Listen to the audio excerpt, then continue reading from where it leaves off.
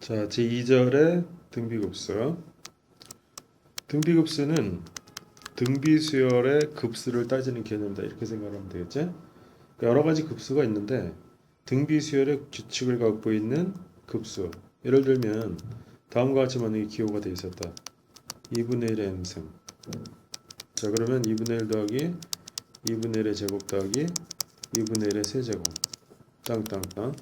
그러면 이거는 등비수열의 규칙을 갖고 있고 얘가 수렴할지 발산할지를 우리가 추측을 하고 싶은 거지. 자, 이런 개념이 되겠어. 그래서 이거를 등비급수라고 부른다.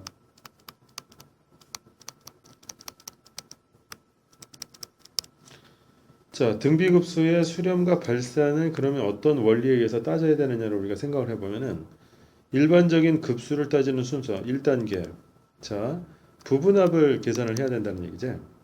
자, 그럼 부분합은 첫째 항이 이제 0이냐 0이 아니냐를 이제 나누는 거는 뭐 가장 이제 기본적인 거고. 그래서 첫째 항이 만약에 0이 되는 수열은 그야말로 뭐 0으로만 계속 나열이 될 테니까 얘는 모든 합은 첫째 항이 0이 돼 버리고 공비가 무엇이든 관계없이 0이 될 거고 그거에 대한 급수를 따져봐야 극한은 0이 될 거야. 그러니까 첫째 항이 0이 되는 경우는 즉 첫째 항이 0이 되는 경우는 그 등기비 급수의 수렴값은 0이 될 것이다. 이렇게 판단할 수가 있지. 그러면 이제 공비 R이 어떻게 되느냐에 따라서 부분합 SN이 달라진다는 거지. R이 1일 때는 이제 첫째 항이 A고 두 번째 항도 공비가 1이기 때문에 계속 이런 식으로 나열이 될 거라는 거야. 그러면 부분합 S는 NA가 될 것이고 그것에 대한 극한을 조절을 하면 첫째 항 A가 0이 아니므로 얘는 무한히 발산을 할 것이다. 발산을 해버린다는 거지. 그럼 공비가 1일 때는 무한 등비급수는 수렴하지 않는다라는 걸 우리가 확인할 수 있어. 그러면 두 번째 경우에서는 공비가 1이 아니다. 1이 아닌데 그러면 우리는 부분합 SN을 등비수열의 합의 공식에 따라서 1-R분의 첫째 항 A 곱하기 1-R의 n승 이런 식으로 표현할 수가 있다. 자, 그러면은 R의 범위가 1은 아니지만 여기서 또 세분하게 나눌 수가 있다는 거지. 절대값 R이 1보다 클 때, 즉 이렇게 되거나 이렇게 될 때는 위에 있는 부분합 SN에 대한 극한을 조절을 하니까 이 R의 n제곱이라는 부분이 무한으로 발산한다는 얘기지. 그렇다면 결국은 전체 등비수열의 급수는 뭐가 되겠어? 발산을 할 수밖에 없을 것이다. 이렇게 얘기할 수 있다는 거지. 자, 그 다음에 두 번째 경우에서는 이 범위가 이렇게 될 때, 그럼 그때 R의 n승에 대한 이 극한 부분이 우리가 수열의 극한에 따져봤지만 이거는 한없이 0으로 간단 말이야. 그렇다면은 부분합 SN에 대한 극한, 즉 1-R분의 A 곱하기 1-R n승으로 되어 있었는데 이 부분이 한없이 0으로 수렴해 가므로 수렴값은 1-R분의 A라는 값으로 계산이 될 수 있다. 그러면 결론이 나온 거지. 어떤 등비급수의 수렴 조건 중에서 첫째 항 A가 0일 경우에는 무조건 수렴을 하겠지. 0으로. 이건 뭐 특수한 경우고.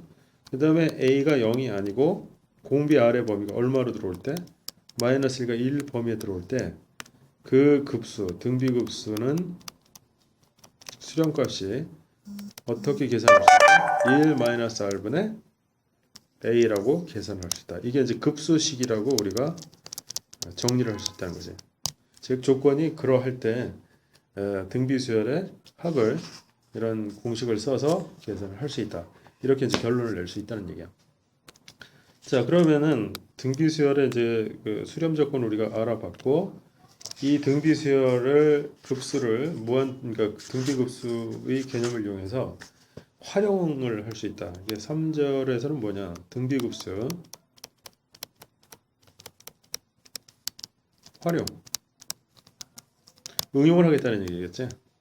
그래서 주로 이제 도형에 관련돼서 응용을 많이 하는데 예를 들면 이런 게 있죠. 접해평면에서의 어떤 얘기를 할 수 있어. 접해평면 이렇게 했는데 P1이라는 점이 1,0이라는 지점이고 얘가 어떻게 되냐? OP1의 선분의 길인데 P1, P2 선분의 길이. 그러니까 점 P2가 이게 잡히는데 얘는 Y축 또는 X축에 평행하게끔 이제 선분을 잡는데 P1, P2 선분의 길이는 누구의 OP1 선분의 길의 2분의 1만큼. 그러니까 전 단계에 있는 선분의 절반만큼 이렇게 줄어간다면 그 다음에 이제 P3의 점은 이 정도로 또 잡히겠지.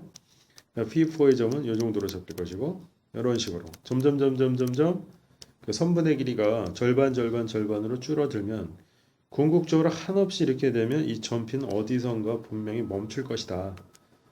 그러면 그 점의 좌표는 과연 얼마가 되겠냐 이런 것을 따질 때도 X좌표하고 Y좌표의 부분들을 이 등비급수의 수렴을 이용해서 우리가 추측을 할 수 있다는 거지.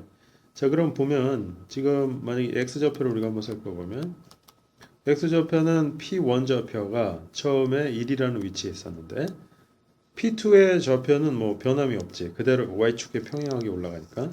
그런데 P3의 좌표는 이제 줄어든다. 얼마만큼 줄어드냐? 반의 반만큼으로 줄어드는 거지. 그러면 빼기 2분의 1의 제곱만큼 하면 P3의 좌표의 값이 나올 거고 그 다음 P4는 변함이 없고 P4, 5 얘의 좌표는 또 반의 반만큼 또 줄어들었으니까 그 다음에 이번에 참 늘어나는 거군. P4에서 P5로 가는 거니까 이때는 2분의 1에 얼마만큼? 4제곱만큼 이렇게 늘어났다 줄어들었다 거를 반복을 할 것이다. 이렇게 그러면 이런 식으로 쭉 되면 이것을 등비급수의 합으로 1-R 공비는 마이너스 4분의 1이라고 보는 거고 첫째는 1이라고 보는 거지.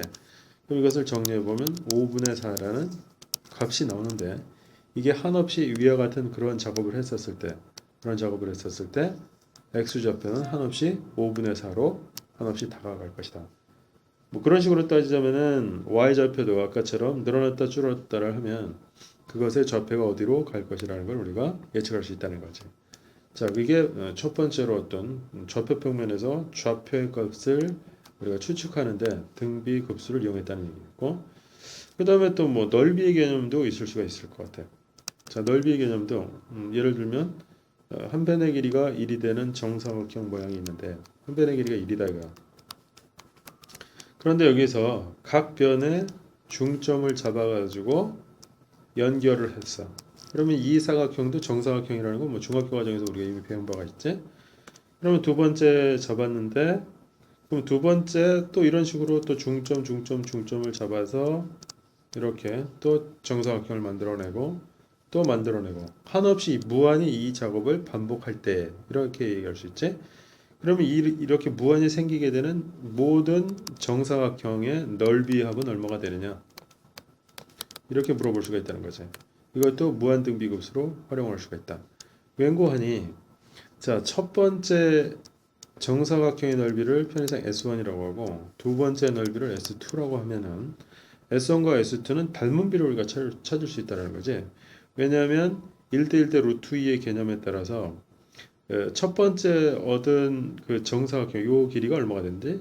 요 길이가 2분의 루트 2가 되더라. 그러면 첫 번째와 두 번째 정사각형의 닮은 비가 1대 2분의 루트 2이므로 그러면은 닮은 비가 그러하므로 넓이 비는 얼마가 되는 거야? 제곱비가 된다는 얘기지. 제곱비가 되면 1대 2분의 1의 비율이 될 것이다. 이게 바로 넓이비로 바뀐 거야. 넓이비는 우리가 중학교 과정에서 닮은 비의 제곱비라고 우리가 분명히 배운 바가 있고 그렇다면 이런 식으로 무한이 되면 규칙성에 따라서 첫 번째 넓이가 1, 두 번째 넓이는 2분의 1, 세 번째 넓이는 4분의 1 이런 식으로 쭉 계속 나갈 것이다.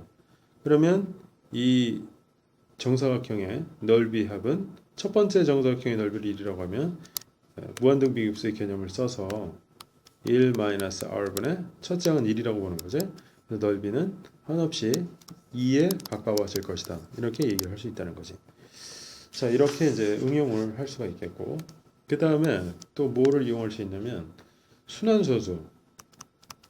순환소수를 우리가 계산하는 건 중학교 과정에서 대수적으로 풀거나 아니면 공식화 시켜서 우리가 암기했던 기억이 있는데, 순환소수도 무한등비급수, 이 등비급수의 개념을 이용할 수가 있더라 이거지.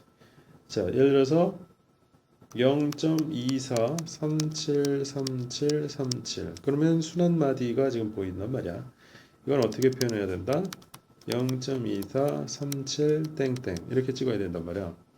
그런데 이것은 풀어서 해석을 해보면 0.24 더하기 0.0037 더하기 0.000037 이런 식으로